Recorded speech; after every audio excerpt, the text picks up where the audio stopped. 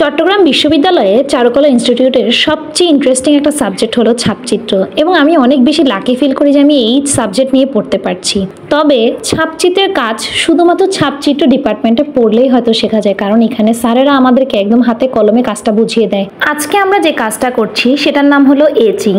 তো প্রথমে যে প্রসেসটা করলাম সেটা হলো আমরা যেই প্লেটটা খোদাই করবো, অ্যালুমিনিয়াম প্লেট, সেটাকে ফার্স্ট আমরা রেডি করে নিলাম। এরপর যে এসিডে বাইট করবো সেই এসিডটাকে এখন রেডি করে নিচ্ছি। গরম পানিতে পদার্থটিকে দিয়ে ভালো করে গুলিয়ে এটা আমরা বোতলে ঠান্ডা করতে রেখে দিয়েছি। এরপরে প্রথম যে কাজটা সেটা হলো যে প্লেটটা আমরা রেডি করেছিলাম অ্যালুমিনিয়াম প্লেট, সেটাকে এবার খোদাই করার পালা। একটা বাস্তব প্রতিকৃতিকে, মানে একটা নেচার ফ্রম ফুল এবং গাছ, এরপর সেটাকে আমরা ডেন্টাল টুল যেগুলো হয় সেটা দিয়ে ফার্স্টে আমরা অ্যালুমিনিয়াম প্লেটে খোদাই করে নিচ্ছি। আলো ছায়া বুঝে সেই পার্সপেক্টিভ অনুযায়ী ভালোভাবে খোদাই করে নিচ্ছি। আলো এবং ছায়াটা ধরার জন্য কোনো জায়গায় মিডল টোন আর কোনো জায়গায় বেশি ডেপথ করে, আবার কোনো জায়গায় একদম টোন না দিয়ে রেখে দিচ্ছি। তো এইভাবে ভালোভাবে খোদাই করে নিলে কাজটা দেখতে আরো বেশি ভালো লাগে। এরপর যে দ্রবণটা আমরা বানিয়েছিলাম এসিডের, খোদাই করা প্লেটটা এই দ্রবণের মধ্যে দিয়ে দেবো ভালোভাবে বাইট হওয়ার জন্য। বাইট কেন হতে হয় সেটা হলো, বাইট না হলে আমরা যে জায়গাগুলো খোদাই করেছি সেখানে আমরা ভালো করে কালি প্রসেস করাতে পারবো না। নির্দিষ্ট সময় ধরে এটিকে বাইট করাতে হবে। ঠিক কতটুকু পরিমাণ বাইট করলে এখানে কালি ঠিক করে ধরবে এবং কতটুকু আলো ছায়া রাখতে হবে সেই মেজারমেন্ট অনুযায়ী আমাদেরকে বাইট করাতে হবে। বাইট করার সময় দেখলাম যে প্লেটের যে ফ্রেশনেসটা ছিল সেটা আস্তে আস্তে প্লেটের উপরে ময়লা উঠে আসছে। দূর থেকে দেখতে সেটা এমন মনে হচ্ছিল। আর প্লেটটাকে বের করার পরে দেখুন প্লেটের উপরে যে খোদাই করা অংশটা ছিল সেটা একদম কাভার আপ হয়ে গেছে।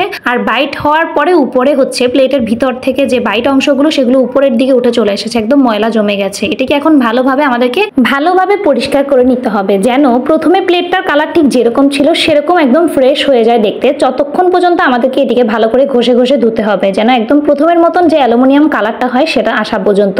প্লেটটিকে ভালো করে পরিষ্কার করার পর শুকিয়ে ফেল্ট দিয়ে এটার চারপাশ মসৃণ করে নিতে হবে, যেন প্রিন্ট নেওয়ার সময় একটু কালিও পেপারে না জমে যায়। অ্যালুমিনিয়াম প্লেটে কালি চাপানোর আগেই আমাদেরকে ভালোভাবে কাগজটিকে ভিজিয়ে রাখতে হবে।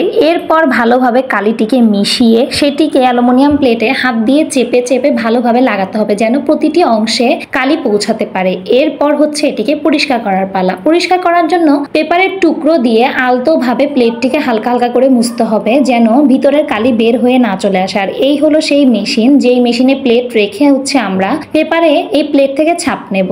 প্লেটটিকে নির্দিষ্ট মেজারমেন্টে বসিয়ে চারপাশে যদি একটু কালি লাগে সেটাকে ভালোভাবে পরিষ্কার করে এবার মেশিনে নিউজ প্রিন্ট দিয়ে ভালোভাবে চাপ দিয়ে এই বড় রোলার মেশিনে এই পাশ থেকে ও পাশে দুইবার ঘোরালেই আমরা যে কাগজটা দিয়েছিলাম প্লেটের উপর, সেই যে প্লেটে আমরা খোদাই করেছিলাম তার পূর্ণ অবয়ব কাগজে চলে আসবে। এরই নাম হলো এচিং। ছাপচিত্রের খুবই ইন্টারেস্টিং একটা পর্যায়।